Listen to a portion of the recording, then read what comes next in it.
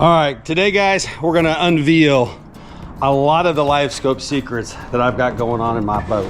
Why? Perhaps sometimes you're not catching fish and you're frustrated with your screen, your image, your setup. We're gonna go through all the little detailed things that we don't talk about much on this page, but I know you're gonna appreciate it. You're gonna go, maybe that's a tweak I could make to my system to make it better, or do it this way to help put more fish in your boat. That's right, we're gonna unveil a lot of LiveScope secrets, setups, the whole 9 yards to help you put more fish in the boat. So stay tuned, guys. We're gonna have a great time. It's a beautiful day. It's just like any other, week in Southern Illinois. We have one day it's absolutely freezing and the next day it's like this, absolutely stunner. So we're going out here in the early evening. We're gonna put some big fish in the boat. Sickness is getting lowered into the water.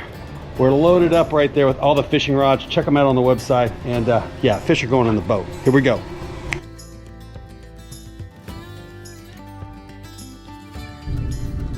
Oh, that's a beautiful drop. Beautiful drop. Now can we play the fish good? We got him. There he is. Good fish. Oh, yeah, baby. The hair jigs continue to strike it, guys. I ain't gonna lie. That's a good looking fish on the swamp. Look at that.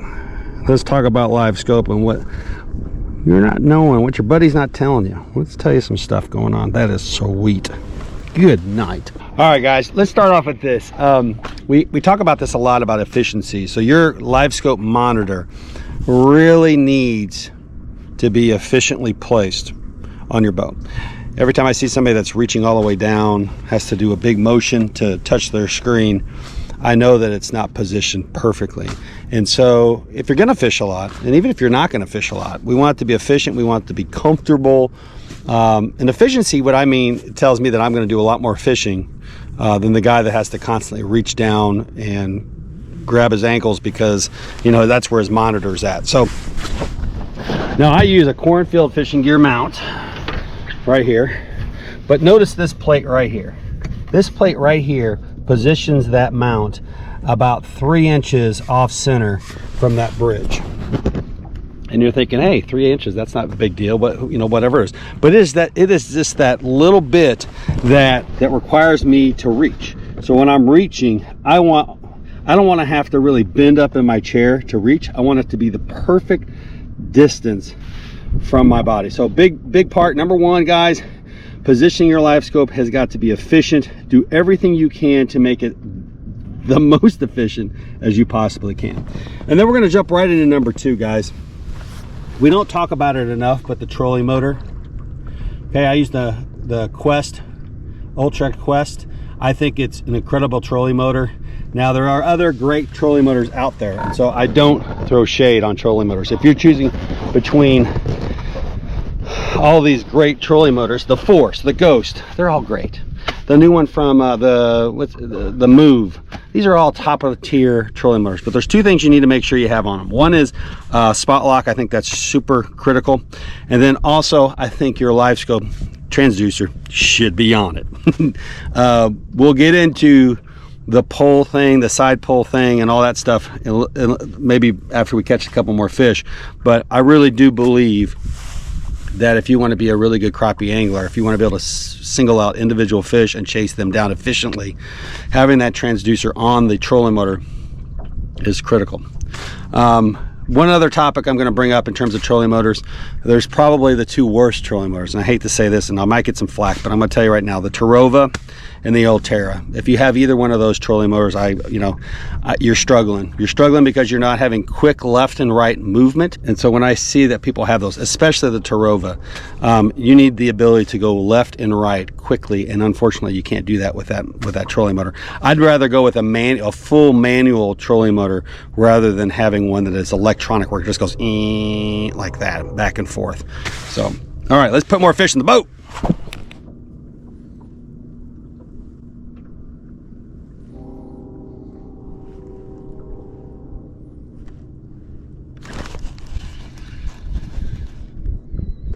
There we go.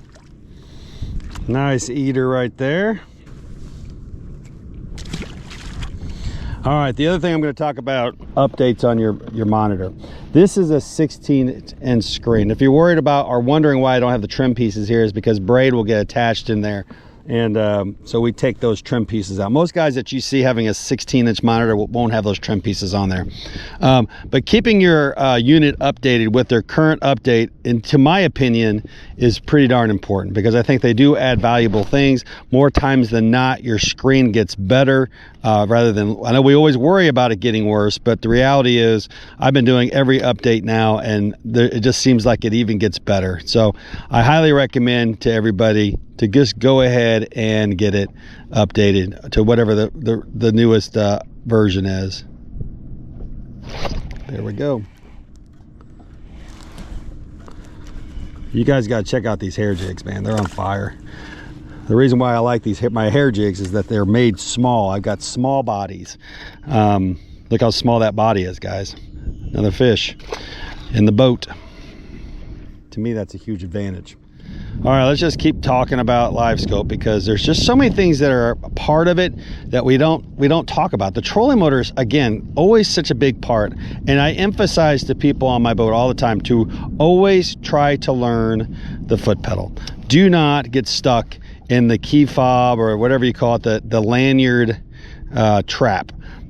It is not the way to become a better angler. It's certainly something you could start off with, but at the end of the day, you truly have to learn how to work that trolling motor. And trust me, once you do, you don't even think about it. It's like breathing. It's like riding a bicycle. You're not thinking about what you're doing. It's just happening naturally. Yes, you might suffer for a little bit because of it, but trust me when I say you'll thank yourself later for putting in the time to learn. And why do we want that? We want that because we want to keep our hands free. I mean, look how I'm moving around right now with total flexibility because my hands are free.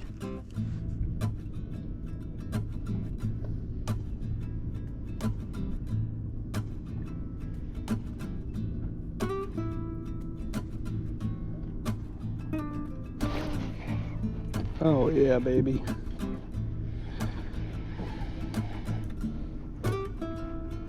Good fish.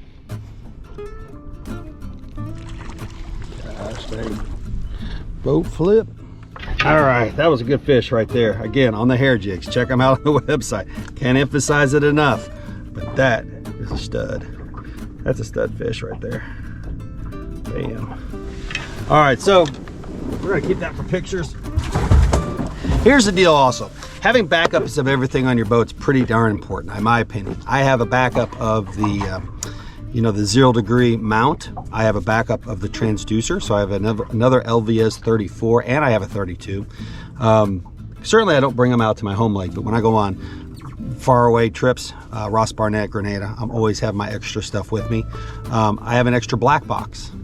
I have another extra run through wires that go all the way back to my battery in case something faulty happens there. So overkill for sure. And I'm not saying that everybody needs to have exactly that, but I'm just saying having backups of some of the easy stuff. That 0 degree mount, in my opinion, is really important to have because it will break. If you are getting bounced around and you hit timber, it'll break. And so having extras of those is absolutely paramount. Let's walk through my settings real quick because I want you guys to see those. And before we do that, let me just tell you guys another thing is we don't ask for anybody. We don't ask anybody for money for this channel. We don't ask anybody for super chats or nothing like that. I absolutely love crappie fishing, and so the reason why I do this is to help share the knowledge to everybody else so they can enjoy crappie fishing. Do me a favor and subscribe to the channel. Do me a favor and share the video. That means a lot to me. That's what fuels the fire for 3-pound fishing, is seeing followers grow and see people sharing the videos. That's all we ask. And so if you like the content, do me a favor. It doesn't cost you anything. Is hit that subscribe button. Now let's go through those settings real quick. All right. So I've done this video a ton of times and I'm going to do it again. But I'm gonna go through it really slow, okay? First thing is first, we're gonna go to sonar setup and we're gonna go installation and we're gonna say restore defaults. I am not scared at all to make this push right here. Say yes, boom. That's how it comes out of the box, guys. That's how it comes out of the box. It's going to automatically change its orientation to forward. I'm going to take everything out of auto, so that means my auto gain is down to 69. I'm going to bring my distance to 25, depth, and my forward view, I'm going to bring it all the way back to 35. That's kind of pretty much what we had before we started this. Now, this has got the noise reject on medium. I like it on high. Everybody's going to have their different preference. It's going to slow things down a little bit, give you a little bit of a lag, but I'm used to it and it doesn't affect any fish catching whatsoever. Layout, I'm going to go ahead and get rid of the grid. The reason why I get rid of the grid is I feel like it gets in the way of seeing my bait and other things, and you get used to it not being there. Appearance, let's see, color gain I don't mess with. We're going to go to TVG and we're going to turn that to low. That messes with that upper quadrant there. Notice that it disappeared. That helps out a ton. And we're going to get the overlays. Let's see, we're going to get rid of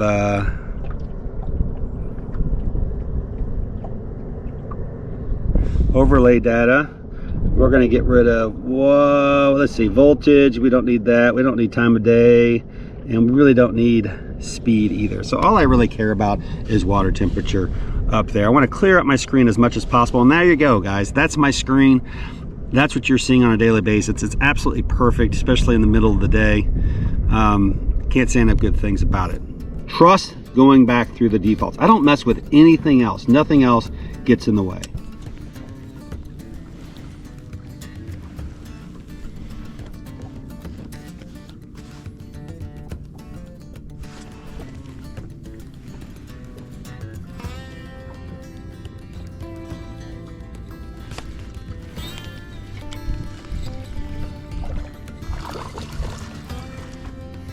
Yeah, good fish there, guys. Let them go. You know, the other thing people want to talk about usually is the use of your screen. Mine's set at 25 feet. Obviously I could go probably all the way down to 20 and really maximize my screen, but I'm used to seeing fish a certain way, and on my home lake 25 is my number. So that means in some cases I'm only using maybe 70% of my screen, but certainly where they're shallow during the spawn, I'll bring it all the way to 15 when those fish are at 3 feet, etc. But at the end of the day, 70% of my screen is I'm going to try to use, and that's where I feel really comfortable. Now, it also affects the size of the fish the greatest. That downward, that depth right there is what actually makes the biggest deal or change in terms of how fish look on the screen.